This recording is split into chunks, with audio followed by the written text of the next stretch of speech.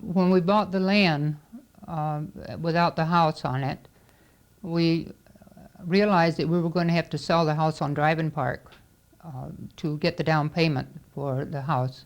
And the realtor knew a builder, and he got us together with Parada. I believe that's the way it was, wasn't it? Mm-hmm. Okay.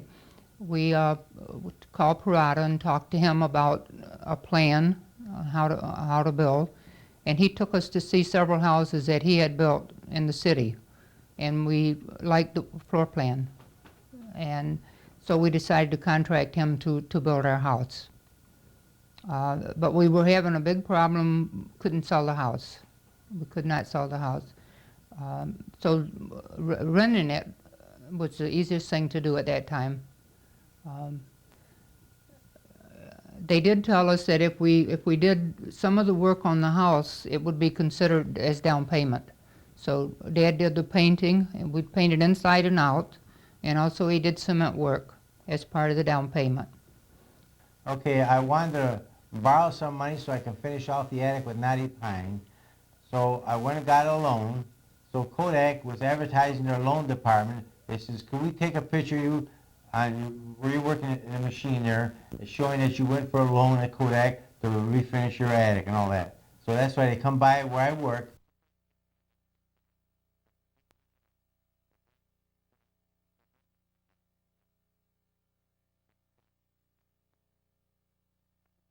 Boys had been going to Sunday school in the city to a Pentecostal Holiness Church when we lived at 97 Wall Street.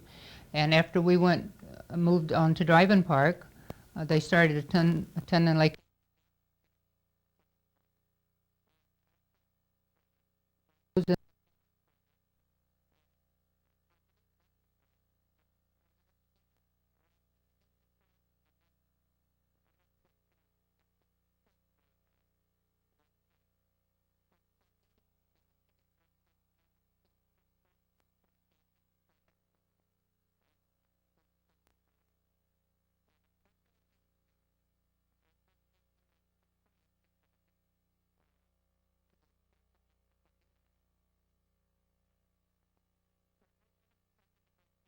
new house built on the ridge. And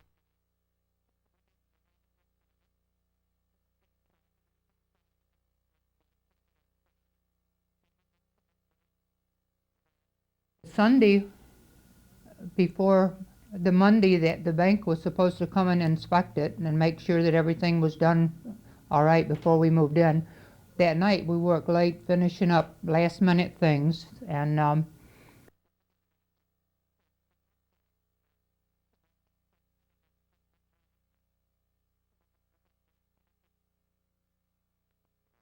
Work we had to do for the down payment on a house on a ridge.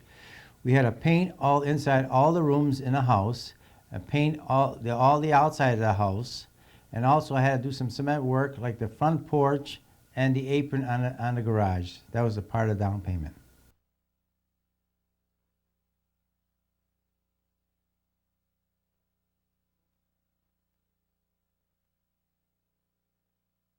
time after we had been on about a month, um, Rudy and your father drove down to Georgia. They helped Nanny and Granddaddy get things straightened down there and packed up in a trailer they rented, a U-Haul, to bring their things back to New York with them. And on the way back, Dad and Rudy drove through North Carolina so my father could see his brothers and sisters and family and say goodbye to them. And they spent a couple of days there, and then they drove back up to Holly.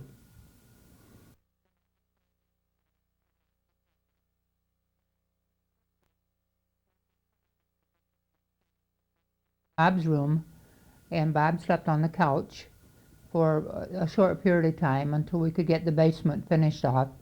We wanted to make a bedroom and a small sitting room, and they had a bathroom downstairs.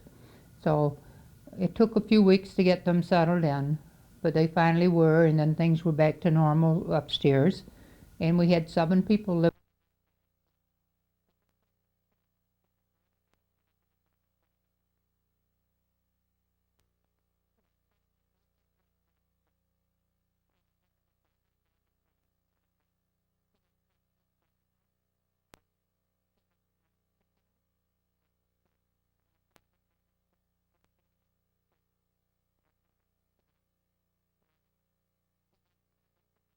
for the chickens, and there was one little one that was like the runt of the whole lot, and my father would put him in a little box and put him out in the sun so he could get the sun, and he was trying to make him strong because some of the other ones would kind of pick on him a little bit because he was the smallest one.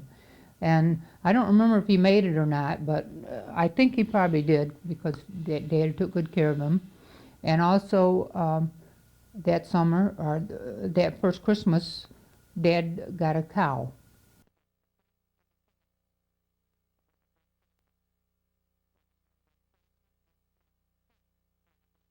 A calf.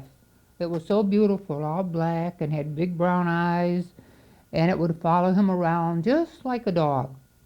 And he would take the hose in the summer and wash her down, cool her off, and he'd take the fly swaddle when the flies landed on her, and he would get the flies off her, and she just loved him, and he really enjoyed her.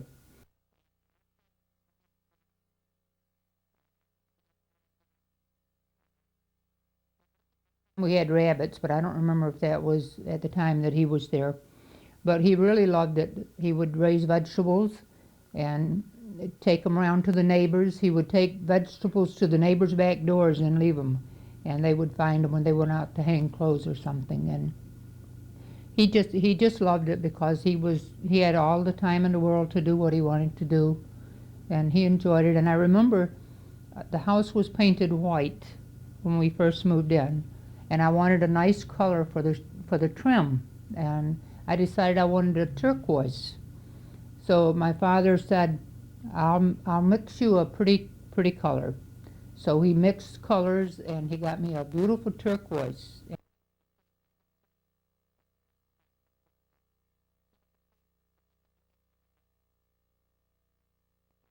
I decided to go out and buy a small little bulldozer. So I went to Canandaigua and I picked up a nice little Oliver C4 bulldozer. I figured I'd dig a pond and be using it on a farm. So when we had it delivered, I started digging a pond with it. And the minute I hit water, I wouldn't do any good because the blade would push the dirt. The minute I hit the water, it washed clean before I go on the other side. So I decided that was not a good investment. So I went over to Canandaigua and I asked the guy, I said, "Look, the bulldozer is not doing the work I wanted to do. I would like to trade it in for a tractor." He's okay. So he allowed me about $1,000 less than I paid for it. And I bought me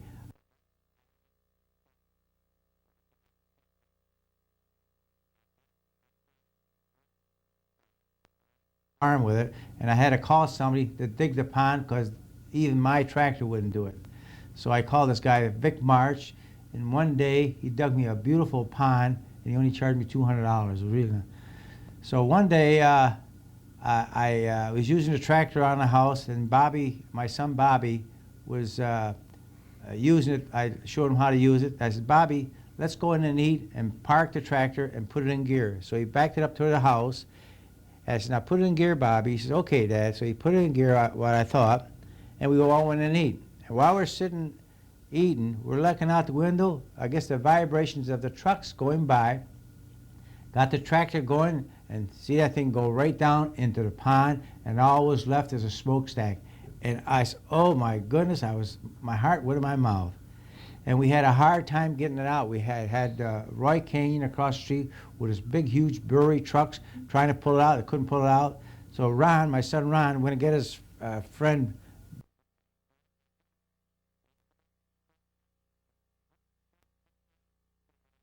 He got it out. That's really funny. I'll never forget. Yeah, I never forget that either. When he pulled it out, and the water was just, just running right down from the I'll never side. forget you getting up from the table. I never saw you move so Oh fast. no, I was saying, oh no, oh no. Okay. I must have watched it for a minute before I realized what was happening. That was so. Your father says, "Oh, there goes the tractor." And that's the day that Christmas stepped on my toe. Yeah. Yeah. Well, we were trying to go Yeah, out. I went out. We were watching him get the tractor out, and Christmas was right there. And she stepped on my toe, and I automatically pulled my foot, and I thought I dislocated my toe, and had a sore foot there for a while. But That was really, that was, What an excitement that was that was day. an event right there. Right. But the tractor was okay, it ran. It ran after we had take After. the oil out, change everything out, spark plugs. It took a while to get it running.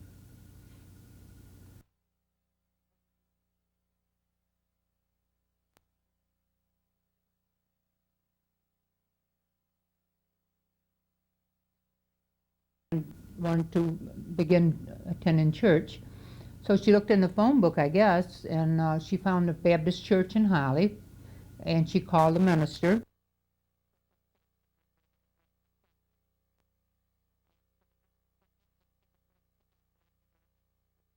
To talk to him about attending church. So he came out to visit, I believe, and talked to her, and then eventually um, the boys started in Sunday school, and we started attending church off and on, and eventually we ended up joining the church.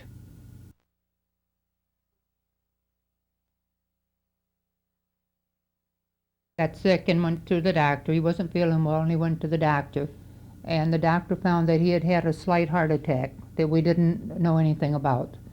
So they put him in the hospital and kept him in the hospital for a while to have him recover. And while he was in the hospital, my sister Nadine, that had moved to Washington State, came over to visit with her husband and her small son. She wanted to see my father while he was in the hospital. Recovered, and he came back home, and he picked up more or less normal from the way he was before, but we had to kind of hold him down a bit because he'd want to do more than we thought he should.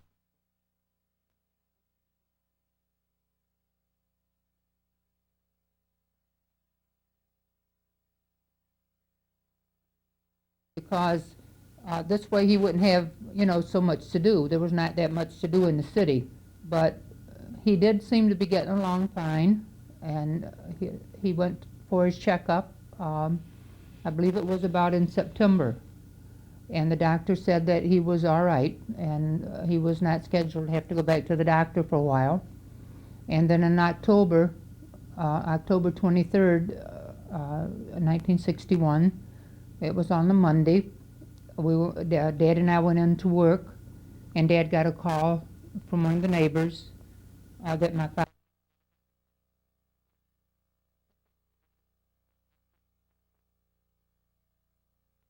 When we had our house built on the ridge, Frank and Grace also had their home built, and they moved in a little while after we did, and we lived there for about a year and a half, and they decided that it was too expensive to live out that far from the city because their sons were older and they were both working, and it was 4 cars they had expenses on to go back and forth to work.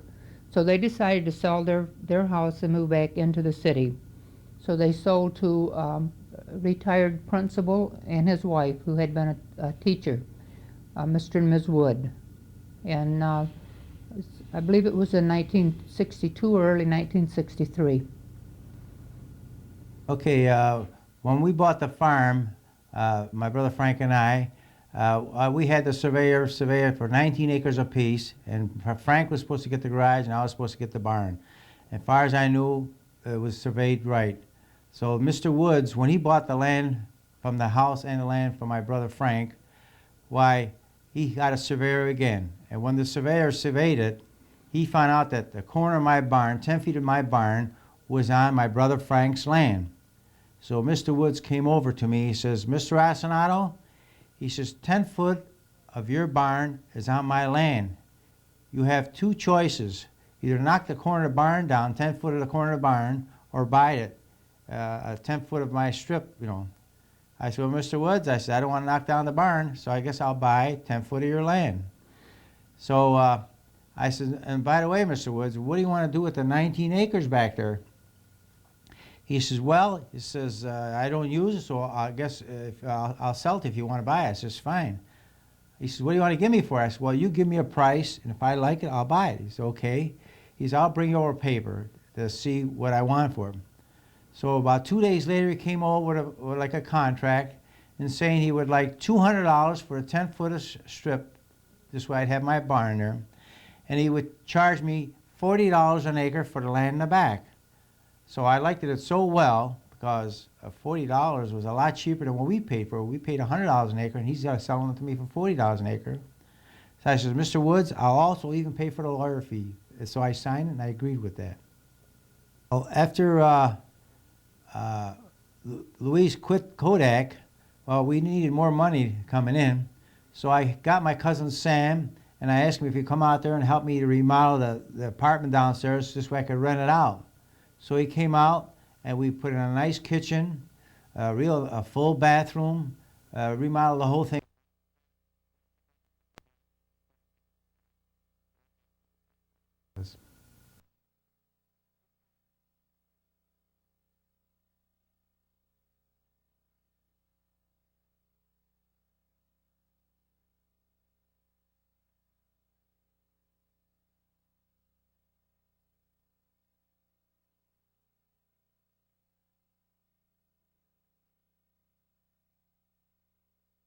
And I went as a cashier.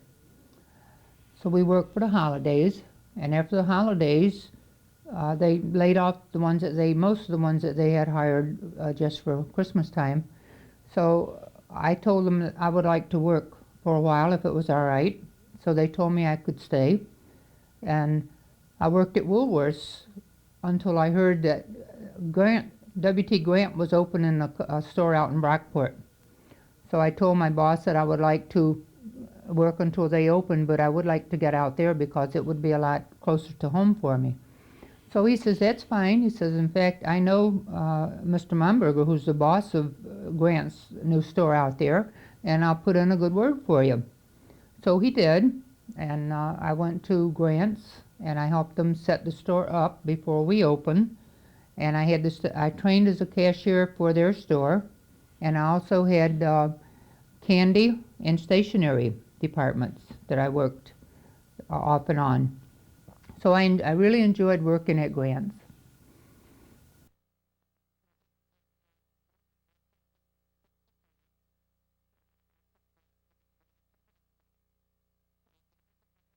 Wonderful thing to have him complete high school, and he did very well. And he had decided to attend Monroe Community College, which was a 2-year college for mechanical engineering. And also during that year that he was a senior, I decided that I would go back to school and get my equivalency diploma. So I took some classes toward it, but it was very hard for me with housework, and I was working and to go to school. So I decided that I would not complete the classes. But when it came time to take the test for the diploma, a girlfriend that I had begun classes with, she kind of teased me into going and taking the test. So I decided, okay, I really didn't have all that much to lose, so I would try it. So I went and I took the test, and I passed, and I got my diploma. I did much better than I expected to. The summer that Bob graduated from high school, he got a job working the canal, on the New York Canal with Paul Neville, a friend of his. And Mike and Ron attended church camp with the Seiberts and the group of young people from church. And Dad and I decided that we would take a vacation. So it was either a week or 2 weeks, and we went down south. I believe we visited in North Carolina and in Georgia. And that was our first vacation since we had the children. And they were enjoying themselves, so we could relax and enjoy ourselves. When Mike and Ron were in, I think it was about the 10th grade, when they were about in 10th grade, they formed a band at school with several of the boys that they knew. And they had a real hard time deciding on a name for their band, I believe. And they finally decided on the Decades. And they played for school dances, and they even held dances in the Legion Hall, I believe it was, so that the kids in the community would have a place to go on the weekends. And once when I was working at Grant's, they had a contest, and the clerks were supposed to think of something to promote a certain something they were doing. So one of the girls happened to think of my son's being in the band, so she said to the manager, "Why don't we hire the band?"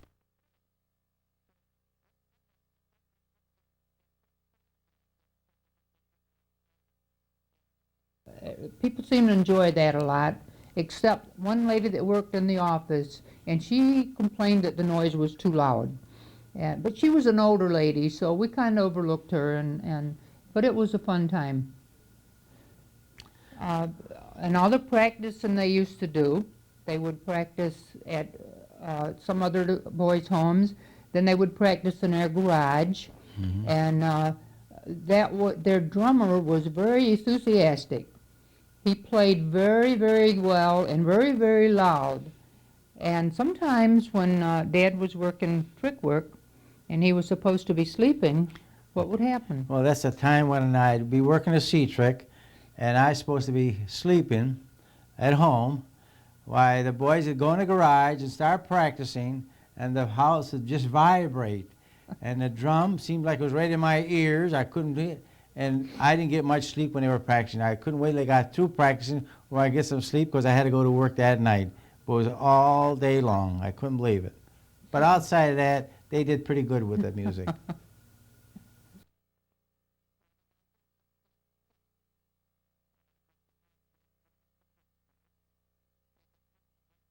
There, and Bob graduated from Monroe Community College. So we had 3 graduations at one time, and we had a party for the family, all the relatives in the city, and they came out. We had dinner, and they attended the graduation exercises in Holly with us. We were very proud, our sons getting through high school and Bob getting through Monroe Community College. So we enjoyed that time. First of all, at work, we had a lot of poison ivy back in the fields there, and some fellow told me, get yourself a bunch of goats.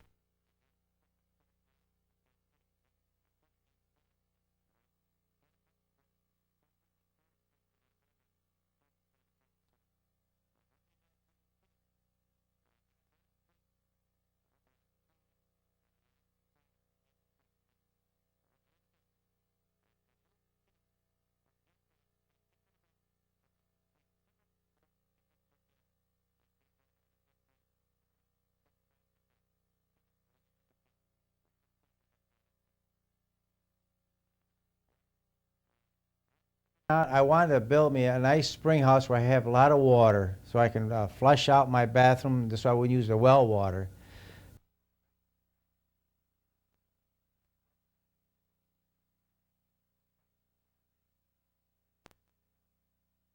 The wet sand, and we're getting seashells there, so we stopped digging, and I made me a form with a wall of 1 foot thick, 4 feet wide by 5 feet long, and about 4 feet high.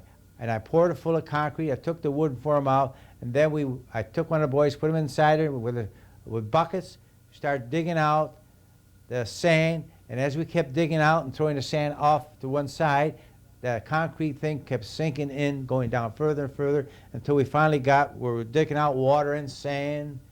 And then when the form went down almost quite below, not quite below the water, it was about 3 feet of water there. So we stopped digging for a while, and then I started putting courses of cement blocks, and I put about 4 courses up on there. And then we started digging also, and the thing kept sinking a little further.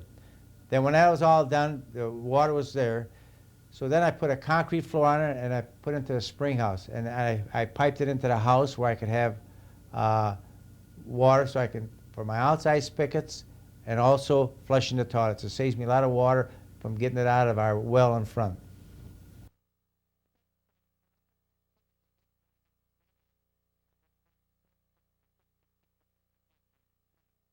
But once we moved out in the country on the ridge, it was all open spaces, and the wind just blew the snow, and we would get drifts. and for some reason, our front yard seemed to catch all the snow that blew in from the west. And one night when Dad and I came home from work, we both happened to be on the B-trick.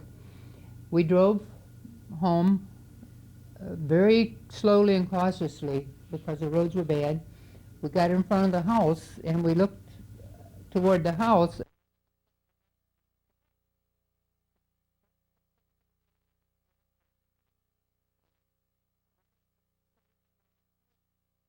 Time you picked your legs up and got through, it took us a little while to get in the house. And I believe the girl that was sitting with the boys at that time, they were standing in the garage waiting for us to come home.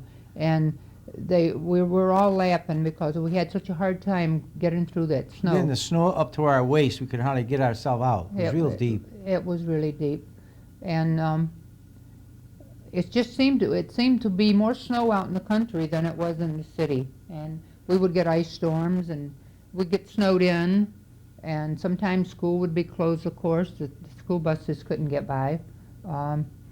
But we seemed to appreciate good weather more after we moved out there. When Bob graduated from Monroe Community College, he got a job, I believe, at Gleason's. Gleason Works in Rochester. And of course there was a draft, and we knew that when he finished school that he would be called into the service.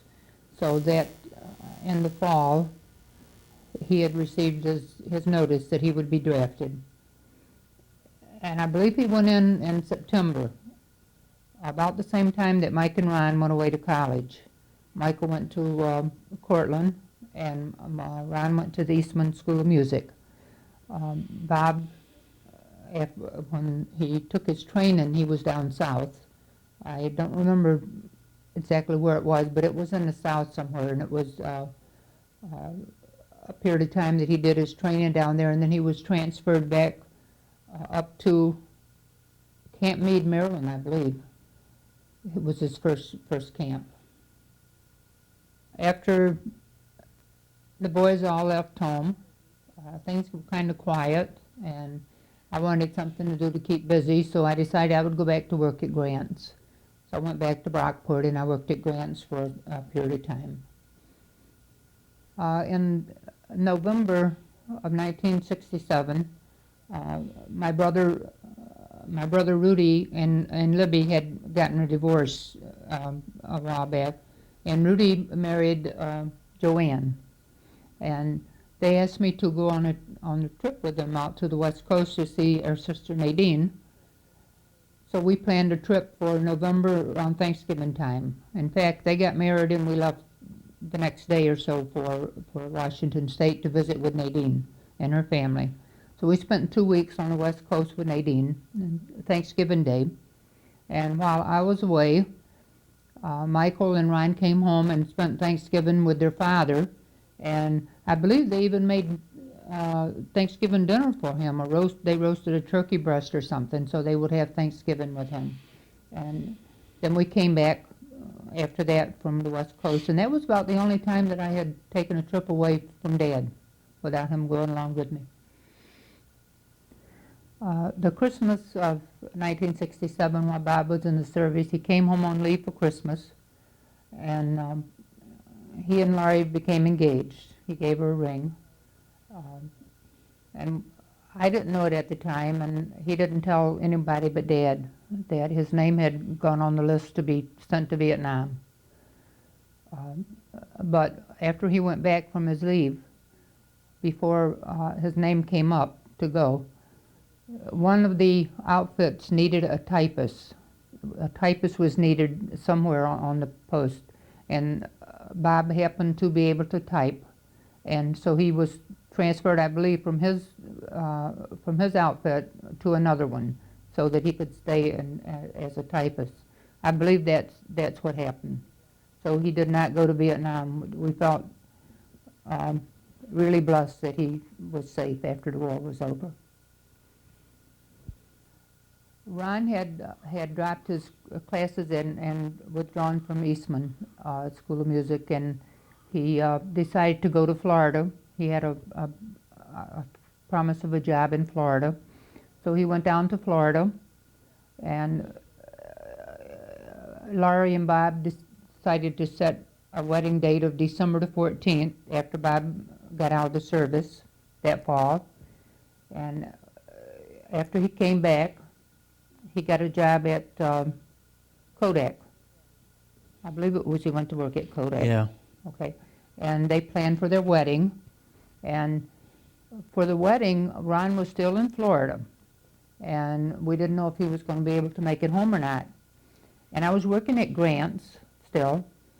And the day or so before the wedding, Michael came to pick me up from work. And it was very cold, and I believe it was snowing. But I know it was very cold. And we started down the road to go home, and it was dark out there in the country. And as we were driving, all of a sudden, it was a figure standing on the side of the road that was trying to hitchhike. So we passed it up, and I says to Michael, "Stop! That looked like Ron." And he said something like, "No, it couldn't be," or "Yeah," or something. And so I said, "Let's stop." So he stopped, and lo and behold, Ron had gotten to come home, and they pulled this little joke on me here, and expecting me not to know my son standing out in the dark and the snow. But it was really great. That was so wonderful to have him home for the wedding. In the spring of 1969, we decided we wanted to do some traveling.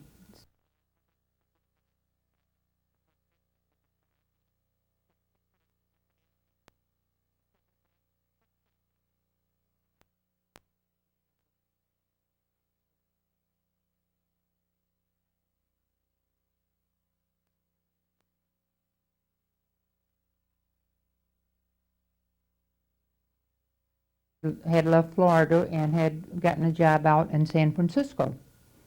So we decided to route out to San Francisco on our way up to Auburn, Washington. So we drove across.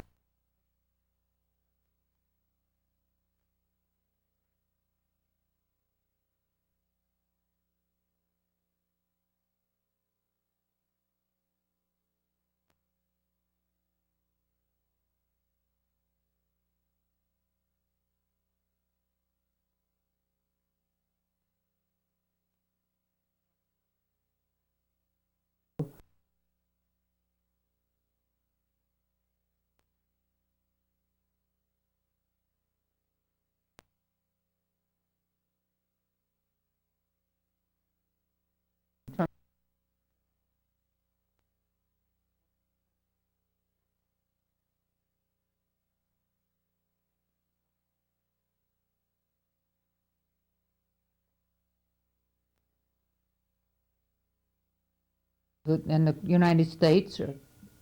Also, one of the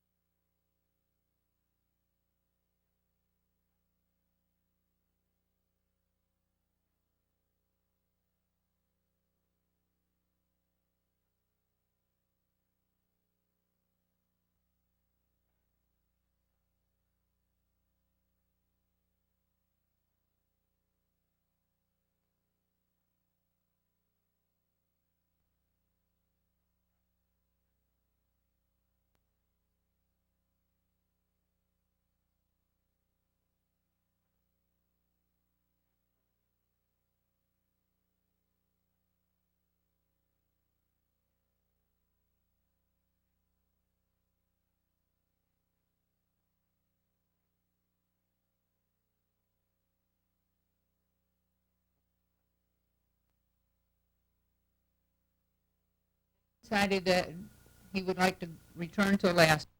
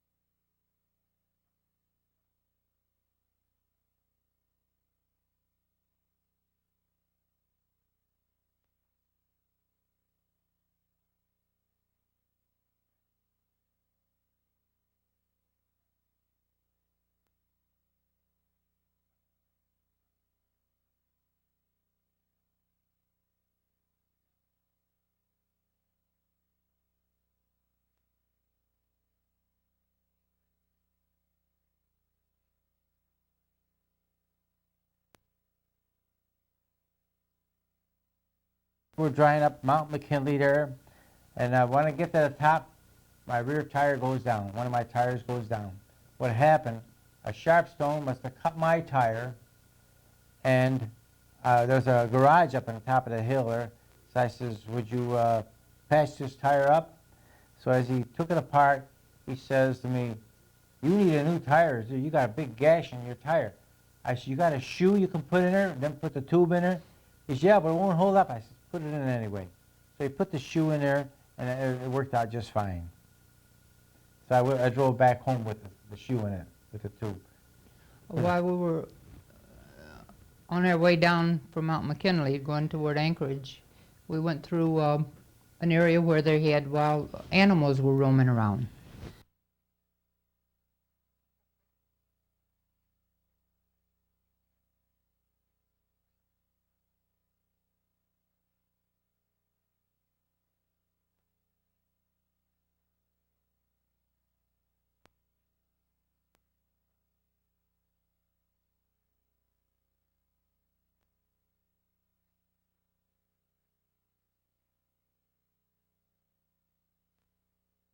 We were driving along the Elkin Highway.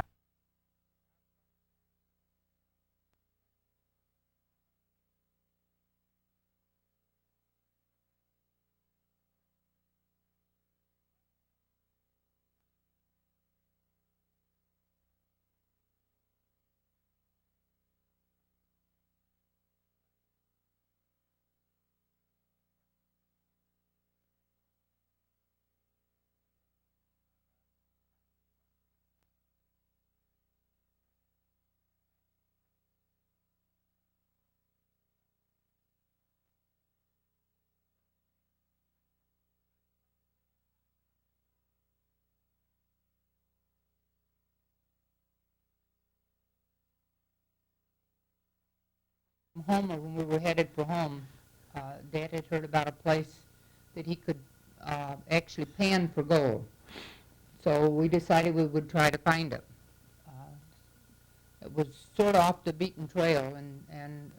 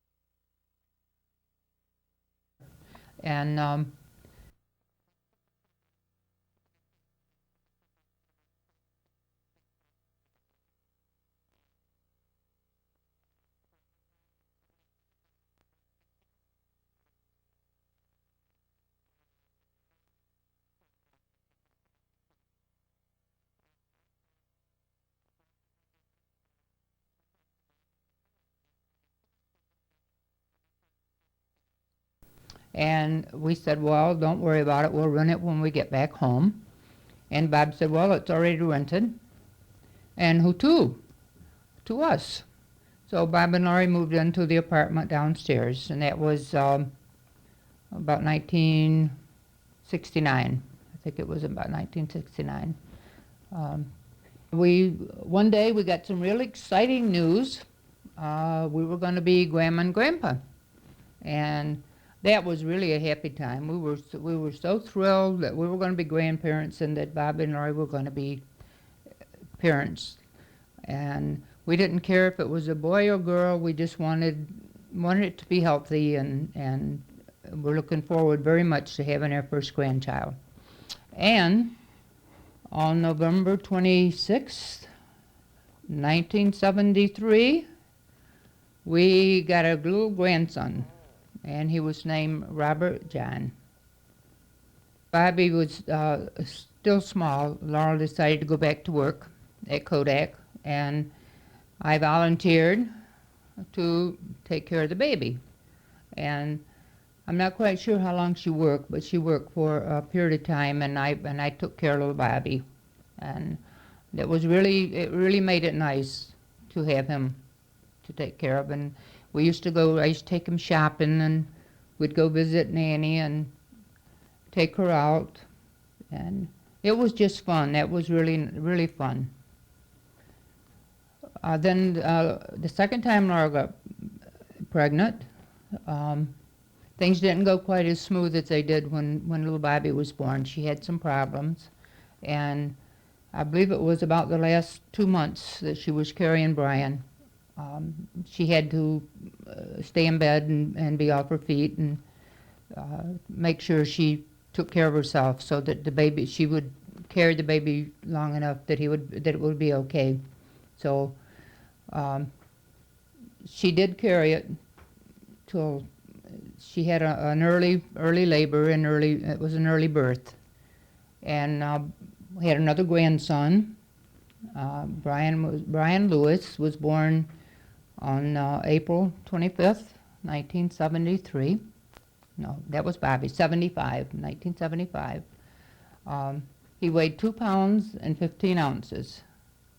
And we were all very concerned because he was so small, and there were some problems.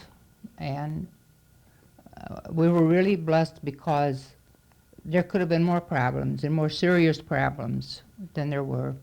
And we just had to have faith that he would make it, and he did. Then there was a third time around. At the third pregnancy, we still didn't care if it was a boy or girl, but I think, it would have been nice if it would be a girl. And we got Christine Ann on December 15th, 1977. And Laurel had problems with her also when she was carrying her also, and she had to be very careful and take it easy so that she would come through that okay.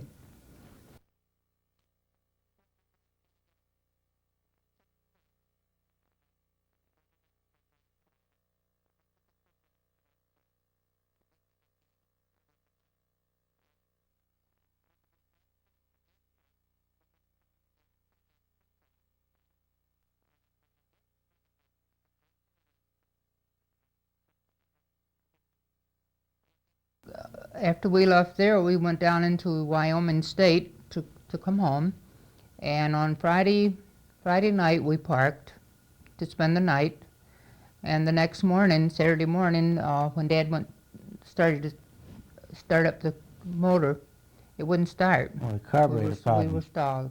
Carburetor, I mean. Oh, so he got it going enough so that we could drive a little distance to a gas station, and pulled up to the pumps to get gas. And after he got his gas and tried to start it again, it wouldn't start. So we ended up spending Saturday and Sunday parked in front of the gas pump at the gas station until we could get somebody to come out and make repairs on the camper. When I was stopped at the gas pump, I couldn't start it again. We called for a mechanic. He came out. He checked it out. He says, "You got a carburetor problem." So he took the carburetor out and took off. We were still parked in front of the gas station. We couldn't go nowhere. And he spent one day away from us, and he finally came back. He says he had to rebuild the carburetor. That's where we started, and then we took off from there. He brought in the fall of, I believe it was in the fall of 1979,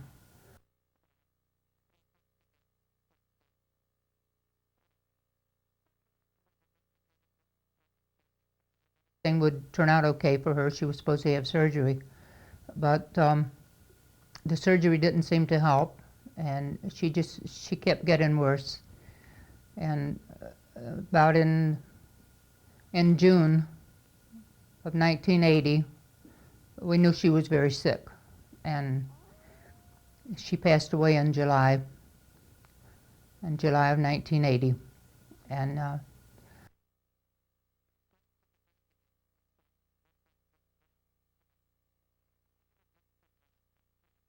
They were very close, and he got very sick after she died, and he passed away about 3 weeks after she did. So we lost Grace and Frank within a few weeks.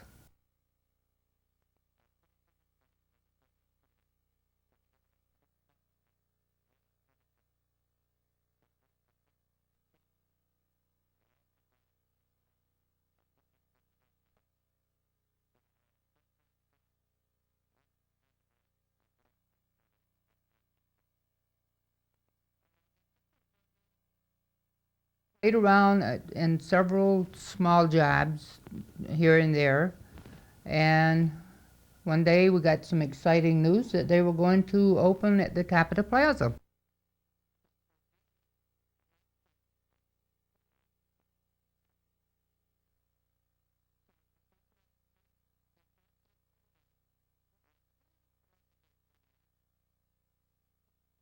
And it was very exciting because it was a nice place, and they wore their tuxedos and frilly shirts and looked really sharp, and played good music and looked good, and people really enjoyed them. I think that's when they bought their Mark IV. Well, what? Mark IV. Oh. Lincoln Mark IV.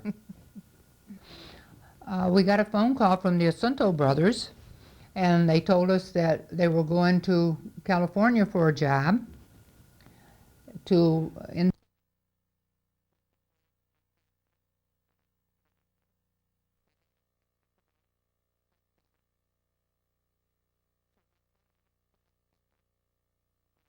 some time with them there.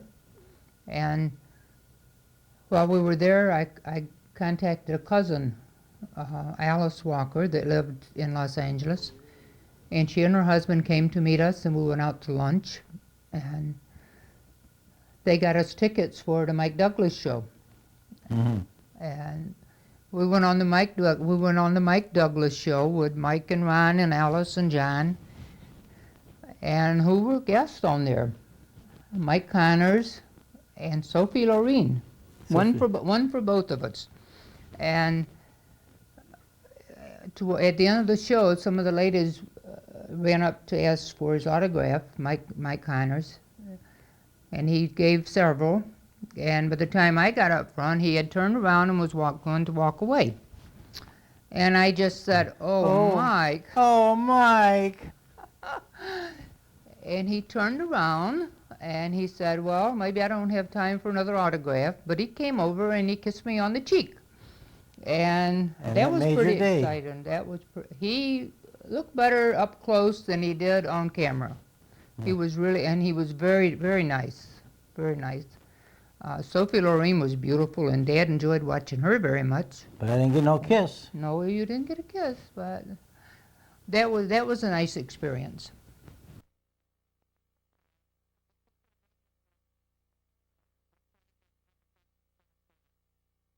And I don't remember if we were invited or if we were invited ourselves, but we decided it was a nice time to go to Florida.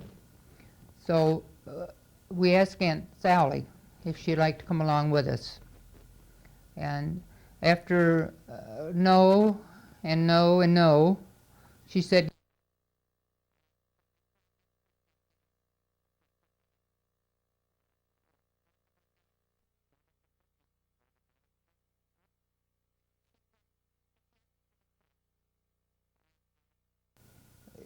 she put in a few too many clothes, and Mary Jane happened to be there, and she checked out her packing, and she helped rearrange things a little bit and got her packed up for the trip.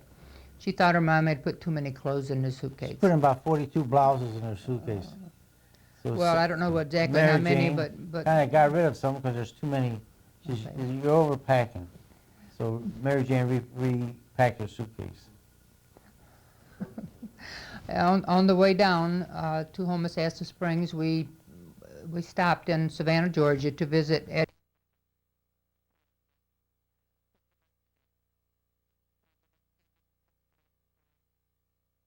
Right. Barbecue. Oh, barbecue Or something. Right. Anyhow, out to dinner, and then we went on down to Homosassa Springs.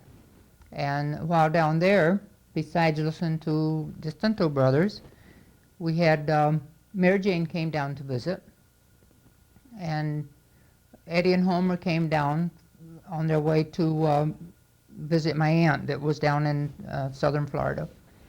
Um, and also some of my cousins that lived in Orlando came over to visit us. So we had a beautiful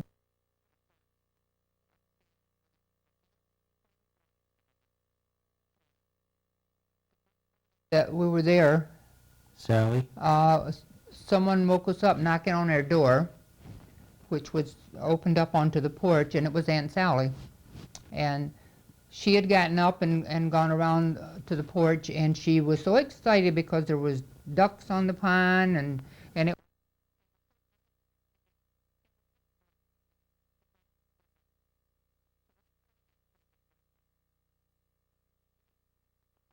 Buy a motorhome. So I had my son Michael and I, we went to this one place to look at this motorhome. So I bought it and brought it home.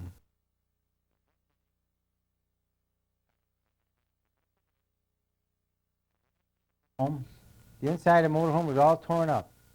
My twin boys got it in their head they're going to remodel it. So they took it all apart and they remodeled it. They reupholstered it. They changed the bed to a dinette, a living room in the back. They made a beautiful job. I was really surprised what a beautiful job they did on the motorhome. 81. Dad retired on February 1st, 1981. 1981, Right.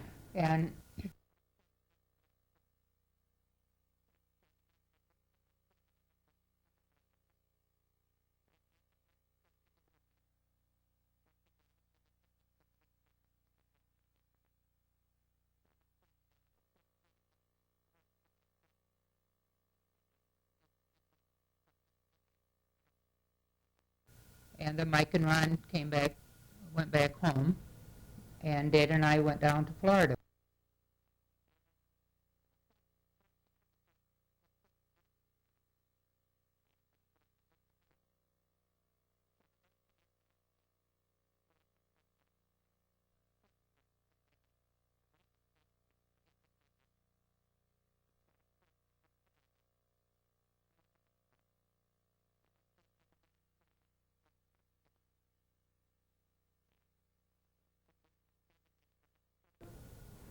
Right. Across the country, and we took about maybe 3 weeks or so.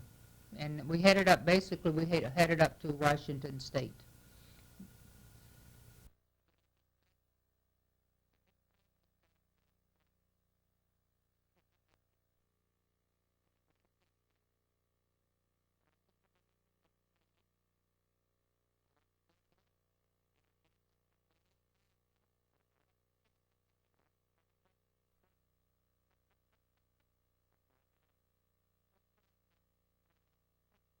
Circus Casino.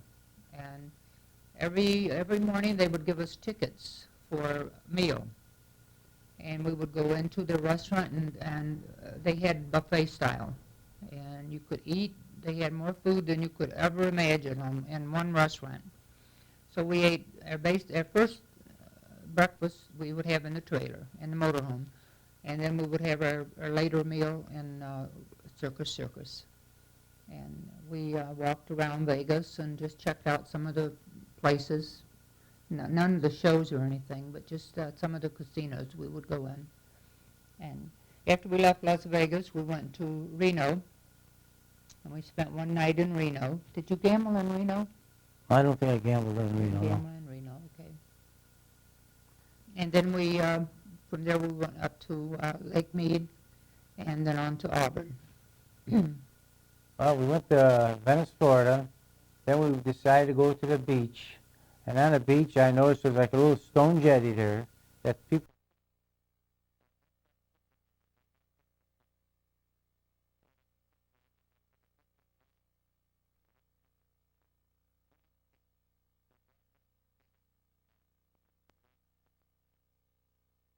Is that where you did looking for shark's teeth, or was that? Yeah.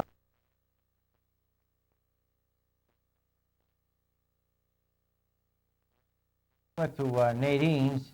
Nadine and Bill and I went to, and Mom, went to Horseshoe Lake. That's an Indian reservation northern of where Nadine lives.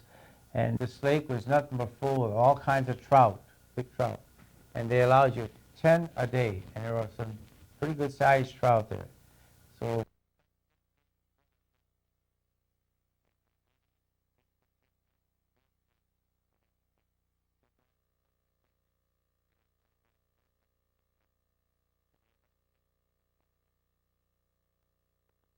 well, Stanley Mountain's a place where you're supposed to find crystals. So I drove up with my motorhome, just wide enough for one vehicle to go up on the top of the mountain. And there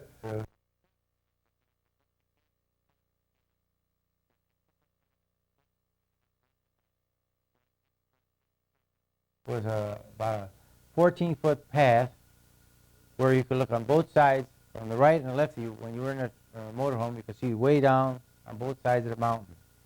And we parked right there, and I was looking for crystals. Then one day it started raining real hard, and I was afraid they're going to get some mudslides up there, so I told Louise, I said, we better move this motorhome, because if we get any mudslides, we're going to go down the bottom of the mountain. So I turned around, I pulled up ahead in another clearing, turned around, and we went back, and then we went to the bottom of the hill. Mike and Ryan decided they wanted to come to California, San Diego, because the weather was much better out here. And they asked us to come along with them, make a trip out of it. And they bought a small Winnebago that was similar to our Winnie. And we rented a U-Haul trailer and a dolly to pull the Honda. And we had a caravan. And tell us about the caravan. Okay. Michael had this 19-foot Winnebago, and he hauled a U-Haul trailer.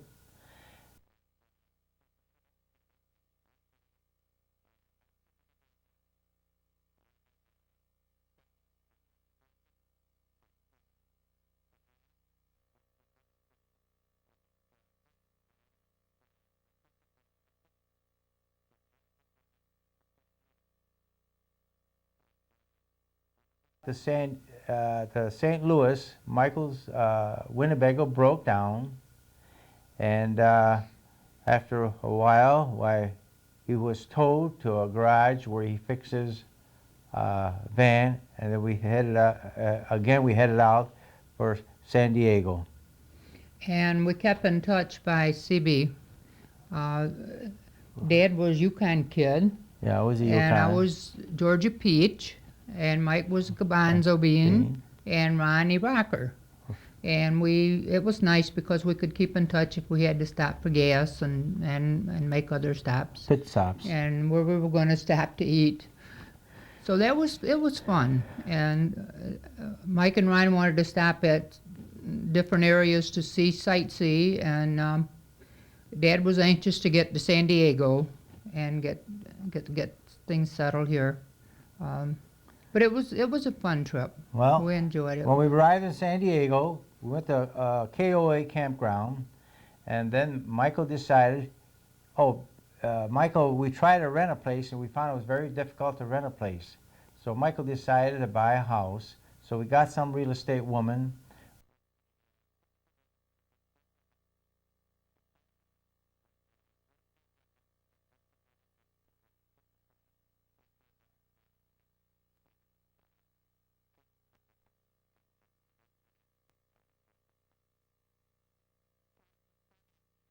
The house was bought because the boys knew just what they wanted to do, and painting and getting it.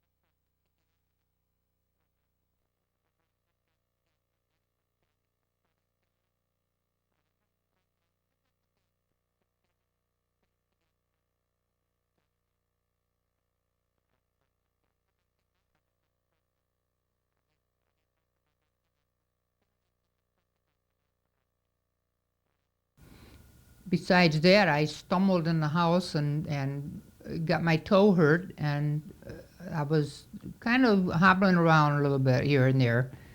But it didn't stop me. We were in and out of the little Honda, going shopping for everything. And I'd forget my pain during the day, and at night I'd sit in bed and hold my foot. And complain. More or less. Not really. It's just that it was fun to go, and I enjoyed it. I didn't want to stay home. Phone call from Bob, and he told us that he had injured his neck and he needed surgery. So we decided to go home a little earlier than we had planned. So we left, I believe it was in March sometime. And we made it a faster trip than we normally do going home. And when we got home, Michael was home already, and he had flown home. And Bob had been scheduled for surgery for his neck. And we also found out at that time that he and Laurie were having some problems, marital problems, and so he had the neck surgery. I believe it was about a week after we got home, and he came through that okay. He was in the hospital, I forget how long, but after several years, Bob and Laura couldn't settle their difficulties. They couldn't work out their difficulties, so Bob was granted a divorce, and he got custody of the children. And we did not travel too much after that. We stayed pretty close to home for some years after that. So you could help Bob. You stick around home so you can help Bob out with the kids. Well, we did help. We helped Bob with the children. They were small, and so we just felt more comfortable being home at that time. In about 1988, in the summer, after the children got out of school, Bob and the kids and I came out to San Diego to visit Mike and Ron, and Dad stayed home to keep an eye on things. And we came out, and it was the first time, of course, that the kids had flown, and they really enjoyed the trip. And when we got out to California, they loved California, and they especially liked the swimming pool, and going to the ocean, and they went to Disney World, or Disneyland in Los Angeles, and they enjoyed very much all the things that they did out here in California.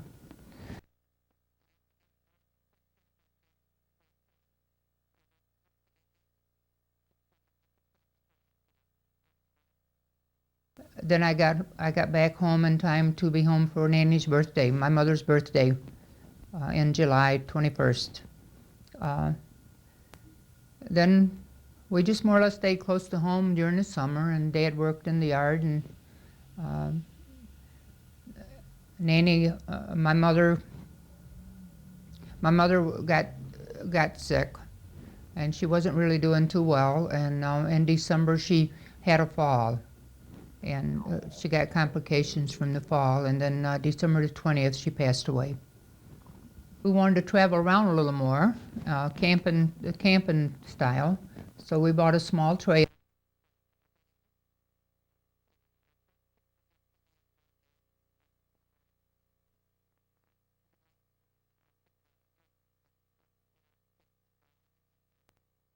And Bobby, I believe Brian stayed home because he didn't like traveling too much. He gets kind of bothered by traveling.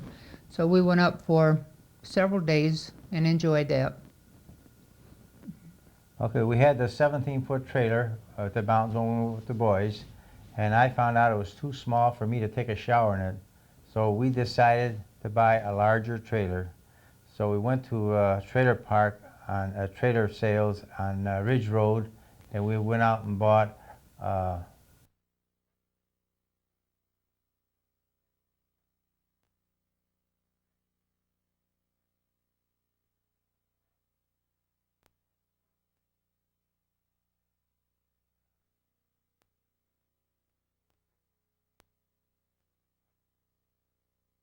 and that's about it for fishing. And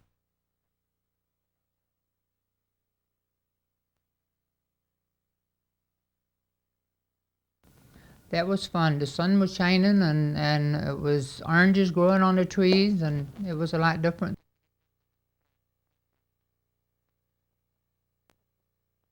Made several trips out to San Diego during the 80s for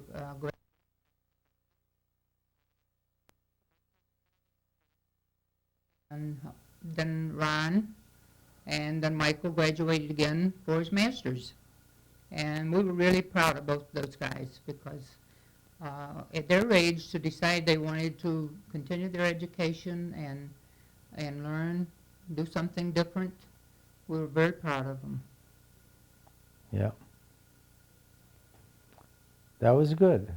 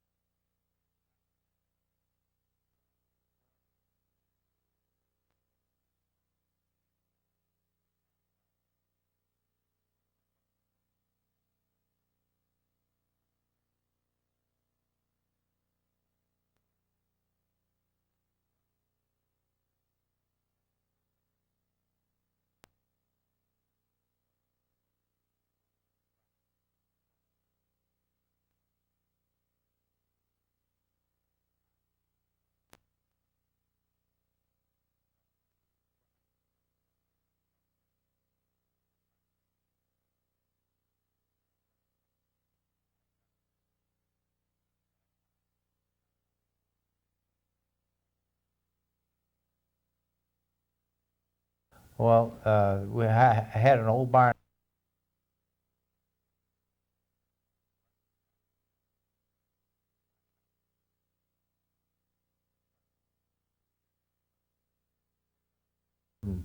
Took it all away. And all they left me is a foundation. It was about over a foot thick. So then I got another party. It's called Roy Kenyon, and I got a price for him to.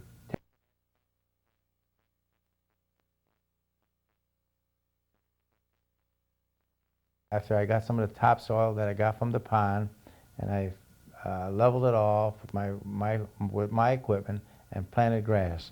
So now it looks real nice without the barn there. Well, I started a little hobby, and one Christmas they came out with, or one year they came out with a new doll called Cabbage Patch.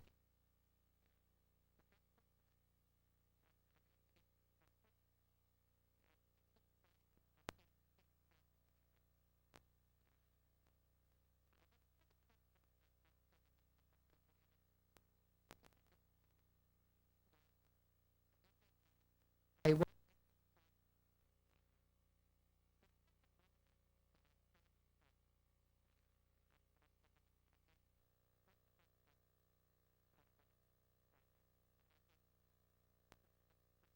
to like a show doll, one with the person face and hands, and it's fun to collect them and show them, and I also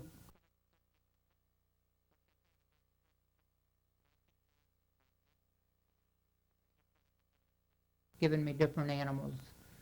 So I have a nice little collection.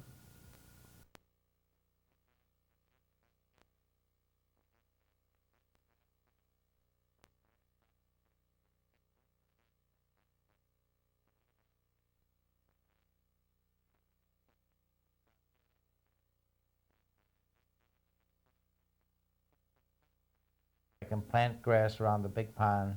This way it'll look like a park when I get done. And I'm also planning on having a walnut grove in back of my neighbor's place, but it's on my land. And this way I'll be able to sell a lot of walnuts and build me a nice drying house in the barn to dry my English walnuts. And just gives me something to do and have a good income, you know, with the walnuts and the gardening and stuff. I'm going to have about it. Okay, talk a little. What are you going to Well, do? we will be leaving shortly to head for home, and we hope to have a nice, enjoyable trip back with a couple of stops. Dad wants to stop in Arkansas and do some rock hounding, which maybe can find a few diamonds or How about little Memphis? pieces of gold or something to make him happy. And I would also like to go to Graceland and go through Elvis, the house of Elvis. And we have been on the outside, but never on the inside. And then we'll head for home, and we'll have a busy summer, I'm sure, working in the yard, and Dad has a lot of things planned. And we have also in July 24th, we have a big day coming up, number 50, and I really hope we make that.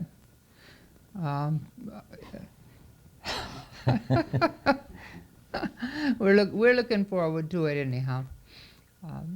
Maybe, hopefully, we'll take a trip down south, and if we have a family reunion down in North Carolina, we'll spend some time down there. Well, looking into the future, it's kind of hard to plan too much, but if things work out, maybe we'll take a few more trips, and someday, who knows, maybe we'll end up out in San Diego where it's warm all year round and sun shines. But basically, I really don't know too much what will happen. Just hopefully that we'll get through and do things that we do normally at home. Well, that's about it. We do what she usually wants. So whatever happens, it'll happen. Time will tell. According to your health, if you're healthy, we'll come out here. If you're bad, we'll stay home by your doctors or whatever. Well, that's what I meant when I said you can't really plan on things. You just hopefully you hope things will work out and you can do what you want to do. But just basically visit loved ones and keep in touch, and that's about it. That's about it. Growing up, we were never hungry, and we always had a home to live in. And I think probably my life really started. The exciting part started when I met and married Dad. It changed real drastically, and then after we went up to his family, we had the children, and that was the whole life you have with your children. Was it a good life or a bad life? It's been a wonderful life. It's been a wonderful life. You're prompting, and that's great Okay, because I didn't go into that. You can go shopping tonight, Yeah, okay? I Okay, you'll be all right now. I would say my life altogether, in most aspects, has been really a good one. I've been very fortunate. I've had A good checking account, checks and all that to write out. Go to shopping malls, saving me a lot of money. You do real well. I wasn't thinking of the money part as much as I was thinking I've had a wonderful husband and kids, and Dad's family was good to me, and I've been very, very fortunate. Okay. How sweet it is. Well, that's about it. She told it all. I don't have much more to say. She's got a good an allowance, and she spends all the money she wants to spend, so what more could I do? Can't give her any more than that. Life's been pretty good. You had good health, a good little girl, 3 nice boys, and I've done mostly what I wanted to do. So I've been pretty happy all my life. So I can't complain at all. The main thing about our life is I think that we've been blessed with fairly good health. We've never had really a lot of health problems, and been able to go and do as we wanted to do. As long as we got the green bucks, we go out, huh? I don't really. This should not go in the record, but I don't count money as too much. You don't count it, you spend it, honey. I don't count money as too much of necessity. Oh, no? A lot of money, a lot of money. As long as I have enough money for Whatever you food want. and a That's roof over right. the head. That's right. You do all right. No, he is good. He is good I'm a about good that. provider. Let's put it That's that true. way. That's true. Okay. What's your favorite song? Your song together. Our song together, Dozy Dotes. Not really. No, that's that No, guy. you don't? The guy sang when we met him. No, I think. My Way is my song. I My say. Way? You like My Way? I still like My Way. Okay, my No. way. Well, But- what's your song together? Do you guys have a song? No, we've Oh. never really. No. No. Mm-mm. Wouldn't Because that, I like country western and he likes Sinatra and Dean Martin. How are you going to get together on a song with that? how about that one? I'm in love with you. Not really.